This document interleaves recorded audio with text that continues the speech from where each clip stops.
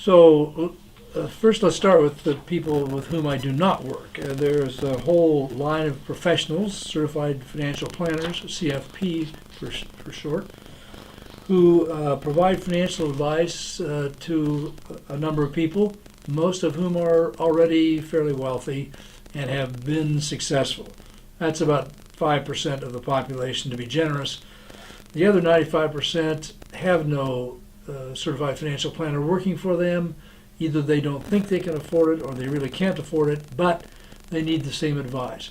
I serve the 95% that are currently not served by a CFP. I try to provide the same kinds of services, the same level of expertise, the same level of professionalism, but for those people who would not normally be able to pay for it or think they were able to pay for it. So it's a pro bono service. And trying to reach the people who aren't already reached. My experience in personal finances up to the time when I retired 10 years ago and started this mission was strictly my own personal experience. I was fortunate enough to be born of parents who were relatively poor and frugal.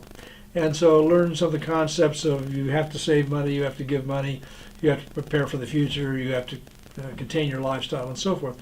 So I was in that group of people that grew up with the necessity of doing that. So that was basically my experience.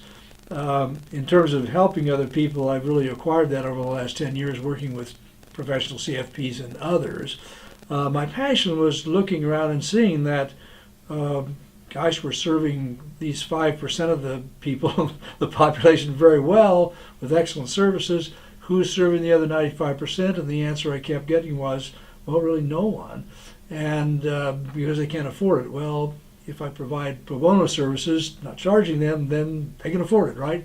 So I tell people I'm free, but I'm not cheap, and so while I don't charge money, there's homework to do. There are other things. There's sweat equity, if you will, that the person has to put into the equation, and so that kind of brings people to me and separates the ones that I will serve and the ones that I can't because they just won't do the work. So that's how I do that. But I have a passion for helping people that really need the help, but there's no other source that they can go to unless they pay the big bucks to the CFP. There are two primary tools that I use to help people. One is an automated tool, mint.com, that just gathers information. It picks up all the transactions and all the records and puts them into a usable form.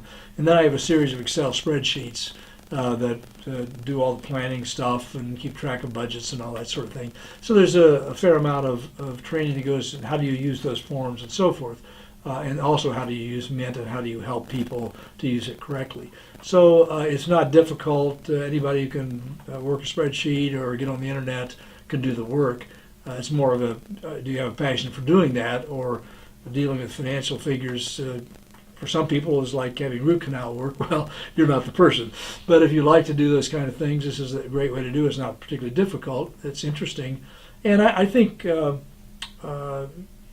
it's not just working with figures, it's really getting into people's lives, because if they will share with you everything about their finances, I mean everything, down to the transaction level, you will find out what other people don't know. And it becomes a very, very personal relationship very, very quickly.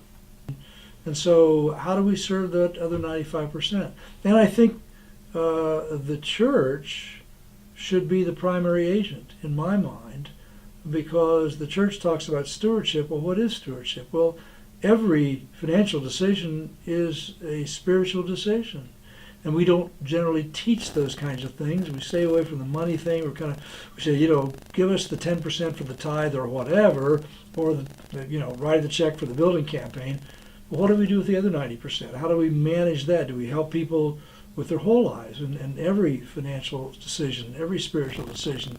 Well, we haven't done that in the past. We need to do that. So I think the churches need to be active. We don't really need to compete with the professional CFPs. There will always be those people. My goal with my clients is to graduate them to the point where they do have financial success and they can afford to hire someone, and I can bow out of the equation. But in the meantime, that vast majority of the population needs to be served. I think the churches need to do it. They need to sponsor it. I think people in the church need to step forward. I've got a lot of tools that can help, but I need manpower. The harvest is great. The workers right now are pretty much one, and that needs to expand. And so you really do get wonderful positive feedback. So I'd say it's a great way to spend any marginal time that you have, whether you're actively employed, whether you're retired. It may vary how much time you have.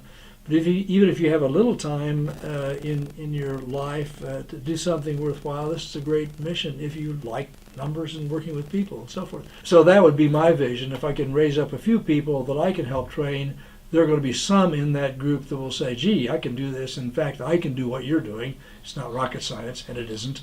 So that could branch out, and I could train the trainers to train other people, so there would be no limit to how many people could eventually be involved.